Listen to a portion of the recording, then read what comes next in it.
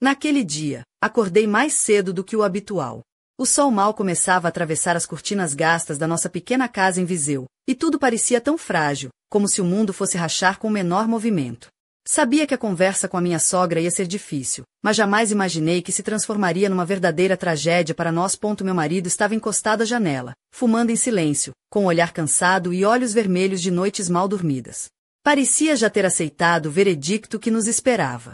Ao lado, o nosso filho dormitava no sofá, apertando seu ursinho de peluche preferido contra o peito. Esforcei-me para sorrir, para que ele, ao acordar, não visse a angústia estampada no meu rosto. Mas, por dentro, o meu coração apertava-se até doer. A minha sogra chamou-nos para a sala. Ela estava à porta, rígida como um juiz severo, olhando para nós como se fôssemos os maiores inimigos que a vida lhe tinha dado.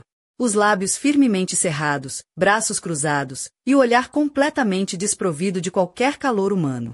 O silêncio que emanava dela era quase uma sentença. Meu marido tentou começar a conversa, com uma voz suave, tentando acalmar o ambiente. Falou sobre o nosso esforço em encontrar uma casa, disse que eu estava disposta a fazer qualquer trabalho para pôr comida na mesa, que ele andava todos os dias a procurar emprego. Mas a sogra cortou com uma voz dura, quase um grito velado. Quanto tempo mais íamos esperar? Prometemos há um mês que encontraríamos um lugar para viver, e até agora só havia nós, sentados naquele sofá incomodá-la. Senti um nó na garganta, querendo responder, defender-nos, dizer que estávamos a fazer tudo o que podíamos, que ele se esgotava nas procurações, que eu fazia o que podia para ajudar. Mas as palavras não saíram. Nesses momentos, o medo de parecer ingrata era mais forte do que a vontade de lutar. Nosso filho acordou e, com a inocência que só as crianças têm, puxou a mão da avó, pedindo para ficar mais um tempo. Aquele pedido simples e puro parecia capaz de derreter qualquer coração. Mas não o dela. Ela afastou a mão dele com frieza e disse que não, que ele tinha de viver com os pais na sua própria casa. Viu meu marido enrijecer-se, as mandíbulas cerradas, os punhos fechados. Por dentro, ele sofria, mas conseguiu manter a compostura.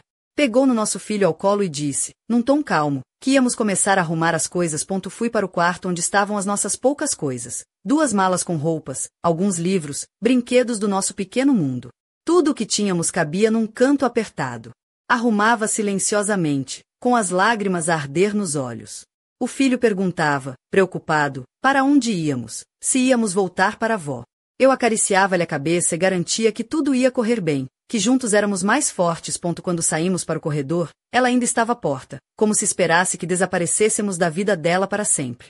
Disse, seca, que vivêssemos onde quiséssemos, menos naquela casa, porque estava cansada.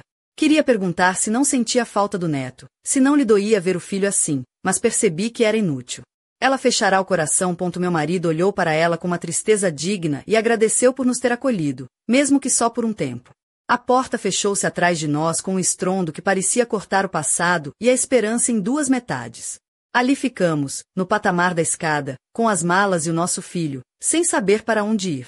O vento frio de fevereiro entrava pelas frestas da porta, cortando a pele. Ele apertou a minha mão com força, transmitindo-me o pouco de força que lhe restava. Olhei para ele e, finalmente, vi o homem decidido a lutar até o fim, não mais o menino perdido ao lado da mãe. Descemos as escadas e saímos para a rua, onde os transeuntes passavam alheios, cada um com as suas próprias preocupações, como se a nossa dor fosse invisível. O desespero queria dominar-me, mas resisti por causa do nosso filho. Ele sorria enquanto segurava o seu brinquedo e repetia, cheio de esperança, mãe, nós vamos conseguir, sim? Sorri entre lágrimas e confirmei, porque acreditava que, apesar de tudo, era verdade. Passou um mês. No início, pensei que o tempo arrastaria lento e cruel, mas os dias misturavam-se num só. A pequena divisão onde habitávamos cheirava a madeira velha e umidade. O papel de parede descolava-se, o teto tinha manchas negras de infiltração, e de manhã ouvia a água fria correr pelos canos. Mas habituamo-nos. Eu fazia a cama com lençóis limpos, organizava os brinquedos do nosso filho na estante, tentava criar algum conforto naquele espaço apertado. O dinheiro era curto, quase inexistente. O meu marido saía cedo e voltava tarde, exausto, a percorrer empresas, obras, armazéns, qualquer lugar que pudesse oferecer um emprego, mesmo temporário.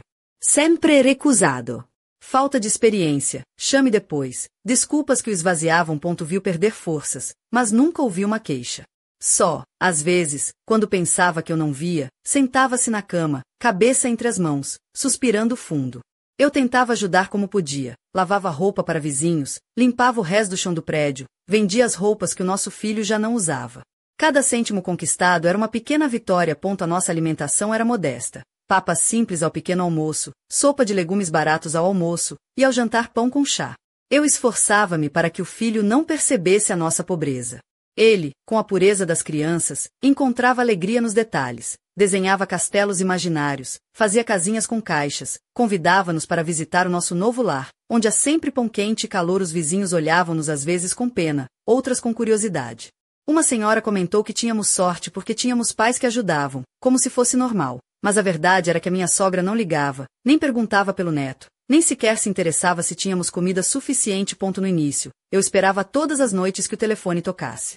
Depois desisti. Percebi que para ela éramos apenas um incômodo. À noite, quando o silêncio invadia a casa, voltava sempre aquele dia em que nos expulsaram. O estalido da porta na minha cabeça. Mas, apesar da dor, aquele sofrimento fortaleceu-nos. Jantávamos juntos, conversávamos, construíamos planos para o futuro. O meu marido contava histórias da infância, dos sonhos de um dia ter uma casa só nossa. O nosso filho ouvia, fascinado, e perguntava se teríamos um jardim com cachorros. Aquele mês foi duro, mas as promessas dele mantinham-me viva. Foi numa dessas noites que ele entrou com um sorriso tímido e disse que talvez tivesse um emprego numa empresa de armazenagem, mesmo que temporário. Vi nos seus olhos uma centelha que há muito não brilhava. Abraçamo-nos, e naquele abraço senti que, apesar de tudo, éramos mais fortes do que imaginávamos. Passaram mais uns dias, e eu já me habituava à ideia de que a minha sogra tinha desaparecido das nossas vidas para sempre. Até que, numa noite, enquanto lavava a louça num pequeno balde porque não havia água quente, o telefone tocou. Ele atendeu, olhou para o ecrã e ficou pálido. Era a mãe dele. Nós trocamos um olhar cheio de tensão, o coração apertado, quase sem ar. Depois de um mês de silêncio, ouvir a voz dela parecia impossível. A voz dela tremia, apressada, pedindo ajuda. Tinha partido a perna, não conseguia sair de casa, sozinha. O silêncio invadiu a sala. Só o bater do meu coração ecoava forte. Ele segurou o telefone e perguntou-me, baixinho, o que íamos fazer. Eu enxuguei as mãos na toalha e fui ao armário. Um turbilhão de sentimentos me invadia, raiva, mágoa, dor. Mas sabia que deixá-la sozinha era perder uma parte de mim. Peguei na mala e começamos a preparar-nos para ir até casa dela. O caminho pareceu interminável. O autocarro tremia nas pedras da estrada, o calor dentro era abafado, e o nosso filho puxava minha mão, curioso para saber para onde íamos. Meu marido ficou calado, olhando pela janela, os lábios apertados numa linha fina. Eu sabia que dentro dele havia um conflito, a mágoa do abandono, mas também o amor pelo sangue do seu sangue. Quando chegamos, já estava escuro. O prédio mal iluminado, a lâmpada do corredor a piscar e a Ranger ao vento. Fui a primeira a tocar a porta. O som da muleta bater no chão e a respiração pesada anunciaram a sua chegada. A porta abriu-se. Ali, estava ela, não a senhora dura que nos expulsara um mês, mas uma mulher cansada, com cabelos desarrumados, rosto pálido e olhos exaustos. A perna imobilizada num gesso apertado, agarrando-se ao batente para não cair. Entrem, disse com uma voz baixa. Sem a rigidez habitual. Entramos e um cheiro a mofo e abandono tomou conta do ar. Na cozinha, a louça por lavar acumulava-se na pia, os copos vazios estavam sobre a mesa, e o aroma dos remédios dominava o quarto. Parecia que a vida naquela casa tinha parado. Ajudei-a a sentar no sofá, ajeitando as almofadas. Ela parecia tão frágil e perdida que, naquele instante, senti uma compaixão genuína. Apesar da mágoa, o marido perguntou-lhe, seco, por que não pedirá ajuda antes? Ela baixou os olhos e murmurou que achava que conseguiria sozinha, que uma vizinha ajudara nos primeiros dias, mas que ninguém podia estar sempre lá. Fui à cozinha para tentar distrair-me e abri o frigorífico. Quase vazio, uma garrafa de água, um pedaço de queijo seco e uma embalagem de leite fora do prazo. Um nó apertou-me a garganta. Silenciosamente, tirei da mala os poucos mantimentos que trouxemos e comecei a preparar uma sopa quente. O nosso filho sentou-se ao lado da avó e, com a inocência que só as crianças têm, ofereceu-lhe um desenho de uma casa com árvores, dizendo que ali vivíamos todos juntos e ninguém expulsava ninguém. Fiquei paralisada ao ouvir aquelas palavras simples, como se Deus falasse através do meu filho. Ela segurou o papel com mãos trêmulas, lágrimas a escorrer-lhe dos olhos, e murmurou um pedido de desculpa. Coloquei a sopa à frente dela e vi o olhar descrente como se não acreditasse que eu ainda quisesse cuidar dela. Depois de tudo. Ela pediu desculpa também. Falou sobre querer que aprendêssemos a viver sozinhos, mas que o caminho tinha sido errado. Eu respondi que podia ter dito isso com palavras. Sem tanto sofrimento. No seu rosto havia tanto cansaço e arrependimento que não restou espaço para raiva. Nosso filho, alheio às tensões, continuava a ser a... Os dias seguintes passaram como um turbilhão silencioso, onde cada momento parecia carregar um peso invisível, quase palpável. A rotina em casa da minha sogra transformou-se num misto delicado de cuidado e tensão. Eu acordava cedo, ainda com o hálito pesado do sono, e preparava o pequeno almoço para o meu filho e para a mulher que, até há pouco, tinha sido a fonte das nossas maiores dores. A minha sogra, agora fragilizada, movia-se com dificuldade pela casa, apoiando-se na muleta que se tornará uma extensão do seu corpo. O gesso apertava-lhe a perna, deixando marcas que se misturavam com cansaço evidente no seu rosto. Vestia-me de forma simples, mas com cuidado que me fazia sentir bonita mesmo na simplicidade. Uma blusa de algodão leve, de cor creme, que realçava o tom bronzeado da minha pele, combinada com uma saia midi de linho azul escuro que esvoaçava levemente com a brisa que entrava pela janela entreaberta. Nos pés, sapatilhas brancas, já um pouco gastas, mas confortáveis, essenciais para os dias em que precisava de estar de pé por muito tempo. No pulso, um bracelete de prata, herança da minha avó, que me dava uma sensação de força silenciosa. Era quase como se aquela peça me lembrasse que, apesar de tudo, eu era capaz de lidar com os desafios que a vida me impunha. E, claro, um colar com um pequeno pendente em forma de figa, porque, no fundo, nunca se sabe quando é que um pouco de sorte pode fazer falta. Meu filho, por outro lado, tinha a energia e a inocência que só as crianças conseguem manter mesmo perante as adversidades. As suas roupas já estavam um pouco gastas, e a camisola laranja que ele adorava tinha uma mancha de tinta de giz que eu não conseguia tirar, mas eu nunca lhe disse nada. Para ele, cada mancha era uma medalha de uma grande aventura. Enquanto cuidava da minha sogra, sentia uma mistura confusa de emoções. Por vezes, a mágoa ressurgia, lembrando-me das palavras cortantes e do olhar frio que nos expulsaram daquele lar que, afinal, já não era nosso. Noutras alturas, via-a ali, tão vulnerável, e a compaixão tomava conta do meu coração. Era difícil reconciliar a mulher que eu cuidava com a mesma que nos rejeitara. Talvez fosse esse o segredo da vida adulta, aprender a amar mesmo quando o amor parece impossível. Certa manhã, enquanto preparava o almoço, ouvi o meu marido chegar. O som das suas chaves a tilintar na porta trouxe um alívio silencioso. Ele estava exausto, como sempre, mas havia uma determinação renovada no seu olhar. Os dias sem emprego deixavam marcas profundas, mas ele carregava uma força interior que me inspirava. Aquele homem, que um dia fora um menino inseguro, estava a tornar-se no pilar da nossa família. Sentei-me à mesa com ele e o nosso filho, e juntos partilhamos o pouco que tínhamos para comer. O silêncio era confortável, um refúgio depois de tantas tempestades. O meu filho falava animadamente das suas pequenas descobertas, e o sorriso do meu marido aliviava um pouco a dureza dos dias passados. À tarde, enquanto cuidava da senhora, percebi que ela observava o nosso filho com um olhar que, pela primeira vez, parecia cheio de ternura e arrependimento. Ela segurou a mão dele, trêmula, e sorriu levemente. Aquele sorriso era uma pequena vitória, uma ponte que começava a ser construída entre nós. Mas, no fundo, algo permanecia por resolver. Havia segredos escondidos nos cantos daquela casa, silêncios que pesavam mais do que qualquer palavra dita. Naquela noite, quando todos dormiam, sentei-me na varanda, envolta numa manta leve, olhando para as estrelas que brilhavam sobre as colinas de Viseu. O vento frio acariciava o meu rosto, e no meu peito uma inquietação crescia, como se algo estivesse prestes a ser revelado. Eu sabia que a nossa história estava longe de terminar. Que, por trás daquela aparente calmaria, havia tempestades escondidas, prontas para arrebentar. O mistério pairava no ar, uma sombra que ameaçava romper a frágil harmonia que começávamos a construir. E, naquele instante, percebi que a verdadeira luta ainda estava por vir. Não era apenas contra as dificuldades do dia a dia, mas contra os fantasmas do passado, as feridas não cicatrizadas, e os segredos que, por mais que tentássemos esconder, estavam prestes a emergir das sombras para mudar tudo outra vez. Os dias continuaram a desenrolar-se numa mistura de rotinas cansativas e momentos inesperados de ternura. Eu sentia-me como uma equilibrista, tentando manter o fio da sanidade enquanto cuidava do nosso filho, do marido e da minha sogra. A cada passo que dava naquela casa antiga, sentia o peso de histórias não contadas a pairar no ar.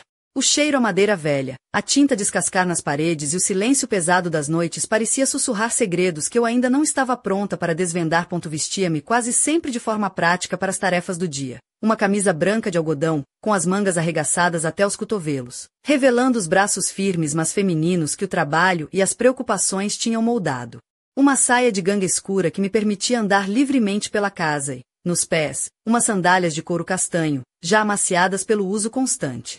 Gostava de sentir o chão sob os pés, um pequeno luxo que me dava a sensação de estar ancorada à realidade, mesmo quando esta parecia escapar-me. Meu cabelo, habitualmente preso num rabo de cavalo desleixado, insistia em escapar-se em mechas onduladas que caíam pelo rosto, tornando meu olhar mais suave, talvez até um pouco misterioso.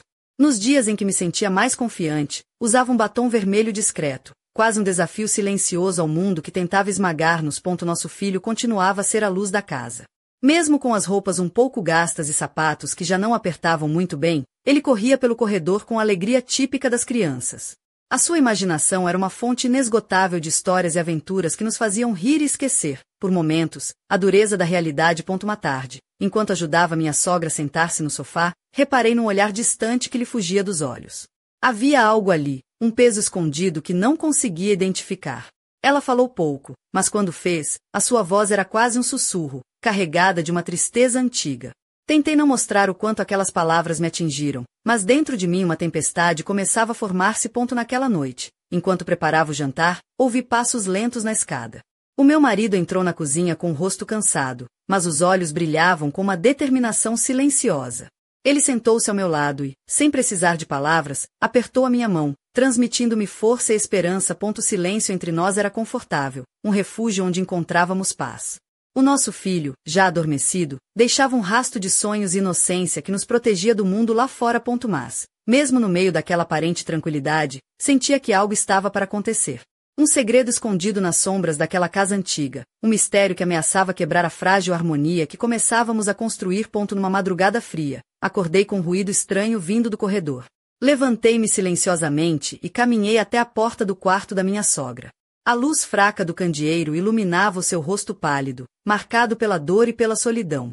Ela estava acordada, olhando para o vazio, como se esperasse algo ou alguém. Naquele momento, percebi que a verdadeira batalha não era contra a pobreza ou a rejeição, mas contra os fantasmas do passado que ainda a assombravam. E eu sabia que, para salvar a nossa família, teria de enfrentar esses fantasmas de frente, mesmo que isso significasse abrir feridas que julgava cicatrizadas. A madrugada trouxe consigo um silêncio pesado, mas também uma promessa. A promessa de que, apesar de tudo, a nossa história ainda não tinha acabado. Que, por trás das sombras e das dores, havia uma luz pronta para brilhar, desde que tivéssemos coragem para procurar. E eu estava decidida a encontrá-la, custasse o que custasse. Aquela madrugada ficou gravada na minha memória como um momento de viragem. A imagem da minha sogra sentada na cadeira de rodas, com os olhos fixos no nada, como se estivesse a tentar alcançar algo que lhe fugia, perseguiu-me durante dias. Era como se, por trás da sua rigidez e das palavras duras, existisse uma história que ainda não tinha sido contada, um segredo escondido nas sombras daquela casa antiga em Lamego. Os dias seguintes foram marcados por uma mistura de cuidados cotidianos e uma inquietação crescente que me consumia. Eu sentia o peso da responsabilidade a crescer dentro de mim, uma vontade quase desesperada de descobrir o que se escondia por trás daquele silêncio. A minha sogra, apesar da fragilidade física, mostrava momentos de lucidez que a faziam parecer outra pessoa. Alguém que, por vezes, me olhava com uma intensidade quase assustadora, como se estivesse a tentar comunicar algo sem usar palavras. Vestia-me com uma simplicidade cuidadosa, um vestido leve de algodão, cor de mel, que acentuava as curvas do meu corpo sem ser demasiado revelador, deixando apenas um vislumbre do meu pescoço e dos ombros delicados. Nos pés, umas sandálias de salto baixo, de pele macia, que me davam uma elegância discreta e conforto para os dias longos. Usava um anel de prata com uma pedra verde, herança da minha avó, que me parecia um amuleto contra os desafios que enfrentava. Nosso filho continuava a ser a minha âncora. Mesmo com as roupas gastas e os sapatos que já não lhe serviam, o seu sorriso era uma promessa constante de esperança. Ele desenhava castelos, árvores e famílias felizes, espalhando seus desenhos pela casa como pequenas pontes entre o passado e o futuro. Certa tarde, enquanto arrumava a cozinha, encontrei um envelope escondido entre os livros antigos da minha sogra. O papel estava amarelado pelo tempo, e o selo quase desfeito. O coração disparou quando percebi que aquele pedaço de papel poderia ser a chave para o mistério que me atormentava. Com mãos trêmulas, abri o envelope e descobri uma carta escrita com uma caligrafia elegante, mas marcada pelo desespero. As palavras falavam de um segredo familiar, de uma traição antiga e de um amor proibido que tinha deixado cicatrizes profundas. A carta mencionava um nome que eu nunca tinha ouvido antes, um nome que fazia o meu sangue gelar: Manuel. Era o nome do irmão da minha sogra, um homem que, segundo a carta, desaparecera misteriosamente há muitos anos, deixando para trás uma sombra que pairava sobre toda a família. Naquele momento, percebi que a verdadeira história da nossa família estava muito mais entrelaçada com o passado do que imaginava. E que, para recuperar o nosso futuro, teria de enfrentar não só as dificuldades do presente, mas também os fantasmas que o tempo teimava em esconder. Meu marido, apesar do cansaço, mostrou-se solidário e determinado. Juntos, começamos a investigar o passado, vasculhando arquivos antigos, conversando com vizinhos e familiares que ainda se lembravam dos acontecimentos daquela época. Cada descoberta era uma peça de um puzzle complexo, que revelava segredos que alguns preferiam manter enterrados. A tensão entre mim e a minha sogra começou a suavizar-se, dando lugar a uma relação mais genuína, construída sobre a partilha e a compreensão. Ela começou a abrir-se, revelando histórias que nunca tinha contado, lágrimas que guardava há muito tempo e um arrependimento profundo que a fazia querer reparar o que havia sido destruído. Numa noite chuvosa, enquanto todos dormíamos, encontrei-a sentada na sala, olhando para uma fotografia antiga. Aproximamo-nos lentamente, e pela primeira vez, senti que o muro invisível que nos separava começava a ruir. Era o início de uma nova etapa, onde a verdade, por mais dolorosa que fosse, podia finalmente libertar-nos. Mas, mesmo com essas revelações, eu sabia que o caminho ainda era longo e cheio de obstáculos. Ainda havia sombras a desvendar, feridas a curar e escolhas difíceis a fazer. E no silêncio daquela casa antiga, um segredo maior parecia estar prestes a emergir, ameaçando mudar tudo outra vez. Eu estava preparada para enfrentar esse desafio, porque a minha família, por mais imperfeita que fosse, era minha força. E estava determinada a lutar por ela, até o último suspiro. As semanas que se seguiram foram um misto de descobertas e confrontos silenciosos. A carta que encontrara tornou-se o fio condutor das nossas investigações, iluminando cantos escuros do passado que ninguém ousava tocar. A cada pedaço de informação, sentia-me como uma detetive numa intriga familiar, onde a verdade parecia tanto uma libertação quanto uma ameaça. Meu vestido de algodão, agora levemente amarrotado pelas horas de pesquisa, parecia acompanhar-me nessa jornada, simples, mas resistente. As sandálias já mostravam sinais de desgaste, e eu sabia que, tal como elas, eu também estava a ser moldada pelas circunstâncias, endurecendo-me sem perder a suavidade que me definia. O bracelete de prata no pulso cintilava a luz dos candeeiros, quase como um lembrete constante de que a força vem dos pequenos detalhes. Nosso filho continuava a ser a minha luz, apesar das noites mal dormidas e dos dias difíceis. Observá-lo desenhar mundos de fantasia, onde castelos e jardins se misturavam com sorrisos e abraços, dava-me um conforto silencioso. Era como se, através dele, a esperança se renovasse todos os dias. Numa tarde cinzenta, recebi uma visita inesperada. Uma vizinha idosa, conhecida na aldeia por ser uma fonte inesgotável de histórias, bateu à porta com um sorriso enigmático. Trouxe consigo um álbum de fotografias antigo, onde imagens desbotadas mostravam rostos familiares e lugares que agora pareciam distantes. Entre elas, encontrei uma fotografia de Manuel, o irmão desaparecido da minha sogra, com um olhar intenso e um sorriso que escondia segredos. Enquanto folheava as páginas, a vizinha contou-me histórias sussurradas ao longo dos anos, sobre noites de tempestade, amores proibidos e promessas quebradas. A sua voz, apesar da idade, carregava uma vivacidade que parecia desafiar o tempo. As palavras dela ecoaram em mim, despertando uma mistura de curiosidade e receio. Meu marido, mesmo com a fadiga estampada no rosto, mostrava-se cada vez mais envolvido. Juntos, traçamos uma linha entre passado e presente, tentando compreender como as escolhas de outrora moldavam o nosso destino. Ele segurava minha mão com uma firmeza que me dava coragem, e eu sabia que, enquanto estivéssemos juntos, nenhum mistério seria grande demais. No entanto, a minha sogra continuava envolta em silêncio. Às vezes, cruzávamos olhares carregados de significados não ditos, e eu sentia que ela guardava algo que ainda não estava pronta para revelar. A sua presença, antes imponente e distante, tornava-se agora frágil e cheia de nuances, como uma pintura antiga que começa a desvanecer-se. Certa noite, enquanto o vento uivava lá fora e a chuva tamborilava nas janelas, encontrei-a na varanda, olhando para o céu escuro. Aproximamo-nos lentamente, e, pela primeira vez, ela falou de Manuel, não com as palavras da carta, mas com as memórias vivas que ainda a atormentavam. Contou-me de um segredo guardado a 7 chaves, uma escolha feita para proteger a família, mas que acabará por criar uma divisão profunda. A sua voz tremia, revelando uma vulnerabilidade que nunca antes tinha deixado transparecer. Eu ouvi, segurando-lhe a mão, sentindo o peso daquela confissão a dissolver barreiras antigas. Naquele momento, percebi que o perdão era possível, mesmo quando o passado parecia irreparável. Mas, mesmo com essa aproximação, o mistério maior permanecia. Algo escondido nas sombras daquela casa, um segredo que ameaçava mudar tudo outra vez. Nas noites seguintes, sentia uma presença estranha, um sussurro que parecia vir das paredes, despertando uma inquietação que me impelia a continuar a busca. Eu sabia que esse segredo, por mais obscuro que fosse, era a chave para nossa redenção. E estava preparada para enfrentar o que fosse necessário, porque a minha família, com todas as suas imperfeições, era o meu mundo. E eu não iria desistir dela, nem de mim mesma, enquanto houvesse uma centelha de esperança brilhar no horizonte.